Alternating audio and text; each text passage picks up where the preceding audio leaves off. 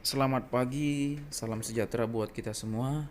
Perkenalkan, nama saya Pariswanto Dolores Sitompul, nomor induk mahasiswa 4 111 912 0052. Eh, Baiklah, di sini saya akan menghitung deformasi lentur dengan menggunakan konjungket beam.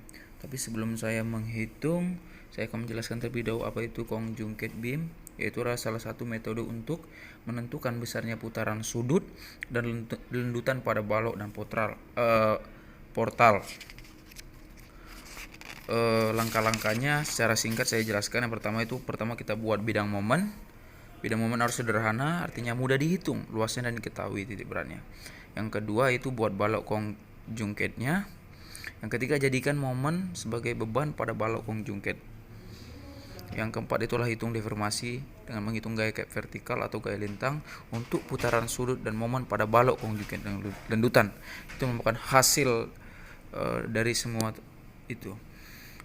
Di layar sudah kita lihat, itu merupakan contoh soal yang saya akan kerjakan, di mana di situ ada sendi dan sendi roll dengan jarak 4 meter dan 2,5 dan ada beban terpusat 2 ton.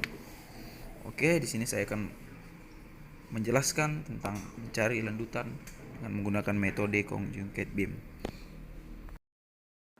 Yang pertama-tama kita cari reaksi perletakannya dulu. Yang pertama yaitu sama kita lihat sigma MA sama dengan 0, berarti kita tinjau dari titik A, dimana tersebut di titik B ada FB yang bekerja dengan jarak 4. Itu tandanya min karena berlawanan arung jam. Ditambah beban terpusat di titik C dengan jarak 6,5, sehingga FB sama dengan 3,25 ton. Itu arah ke atas karena positif. Sedangkan sigma MB sama 0, kita tinjau dari titik B, FA dikali jarak 4 ditambah beban terpusat jaraknya 2,5 karena ditinjau dari titik B, maka FA sama dengan min 1,25 ton dan arahnya ke bawah. Setelah dapat FB sama FA, kita melakukan kontrol di mana sigma F sama dengan 0, FA tambah FB dikurang P, itu beban terpusat sama dengan 0. Jadi min 1,25 tambah 3,25 dikurang 2 sama dengan 0. Karena hasilnya 0 dan 0, maka kontrolnya oke. Setelah itu kita lanjut ke bidang momen.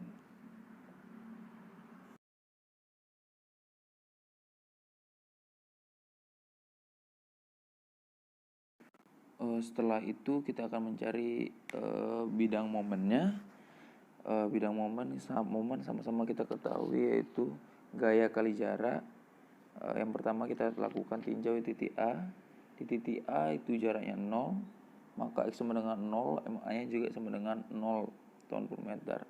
Yang kedua, X sama dengan 2, MA nya 2, itu adalah gaya FA kali 2 sama dengan min 1,25 dikali 2 sama dengan min 2,5 TM. Sedangkan pada jarak yang keempat, kita lihat itu FA dikali 4 ditambah FB dikali 0, karena jarak pada FB itu ada 0, maka dapatnya 5 ton per meter. Sedangkan pada jarak bentang 6,5 itu adalah FA 6,5 kali 0,5 ditambah FB dikali 2,5, maka didapat 0. Begitu penjelasan mengenai dengan bidang momen. Di sini kita akan masuk pada perhitungan bidang gaya lintang. Gaya lintang merupakan gaya-gaya yang menahan gaya geser yang terjadi pada balok. Penentuan juga ditinjau daripada setiap titik di mana gaya bekerja. Dalam proses penggambarannya, gaya lintang ini diperlukan dalam persyaratan di mana gaya lintang tersebut harus bernilai positif pada gaya ke atas, sedangkan gaya ke bawah bernilai negatif. Langsung kita lihat saja, sudah saya tuliskan bidang lintang pada gaya yang bekerja. Kita tinjau dari titik 0, maka gaya lintangnya FA nya sama dengan min 1,25 ton.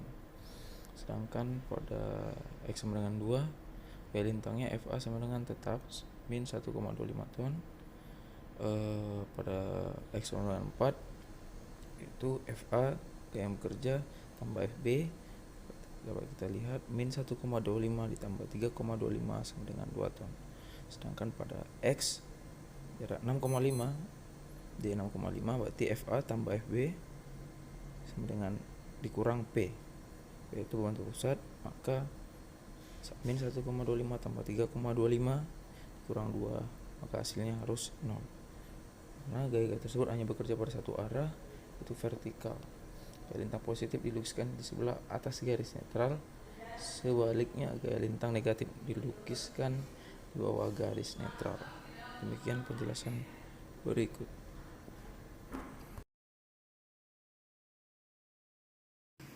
Di sini kita langsung masuk ke cara perhitungan de conjugate beam. Yang pertama itu kita menentukan besarnya putaran sudut dan lendutan. Yang pertama kita mencari R1-nya. R1-nya sama kita lihat, rumusnya setengah X dikali P kali X per EI, dimana X itu adalah jarak, P itu adalah beban terpusat. Jadi setengah dikali jaraknya 4, sedangkan beban terpusatnya 2 dikali 2,25 jaraknya per EI, maka didapat 10 EI. Setelah kita mendapat R1, selanjutnya kita akan mencari setelah kita mencari R1-nya, kita lanjut mencari free body A aksen B aksennya, yaitu dengan V aksen kita tinjau, rumusnya itu sepertiga R, dimana R itu tadi adalah R1 yang didapat 10 EI. Jadi rumusnya F aksen sama dengan sepertiga dikali 10 per EI, maka F aksennya dapat 10 per 3 EI, maka didapat lendutannya theta A 10 per 3 EI positif, dan dia searah jarum jam. Positif berarti searah jarum jam. Setelah itu kita mencari FB aksennya. FB aksennya rumusnya itu adalah 2 per 3 R, dimana R nya tadi adalah sama 10 3 EI, maka 2 per 3 dikali 10 EI, tidak lupa 2 per 3 itu pakai min. Jadi min 2 per 3 dikali 10 EI, maka dapatnya 20 per 3 EI min. Arahnya yaitu berlawanan jarum jam.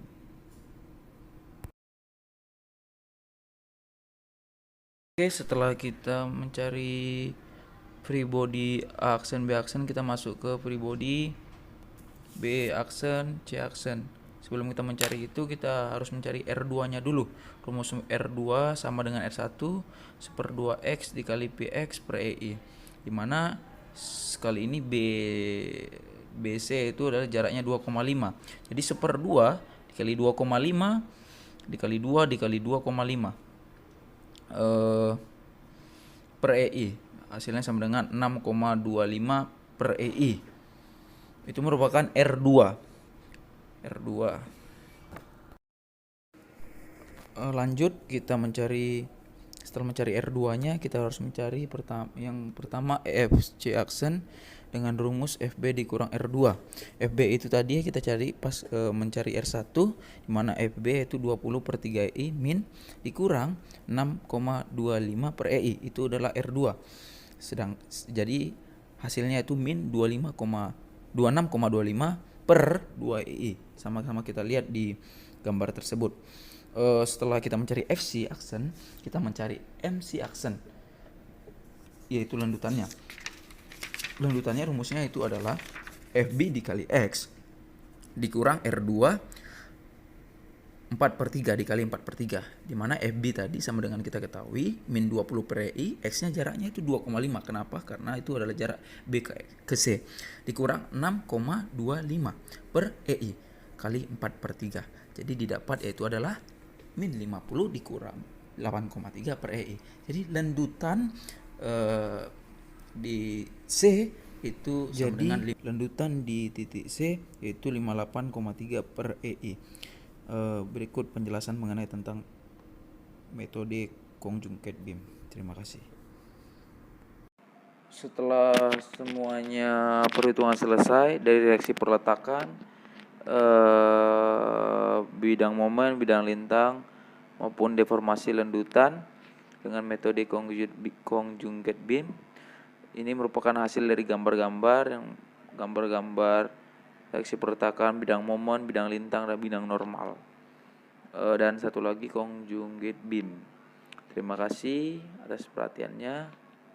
Terima kasih.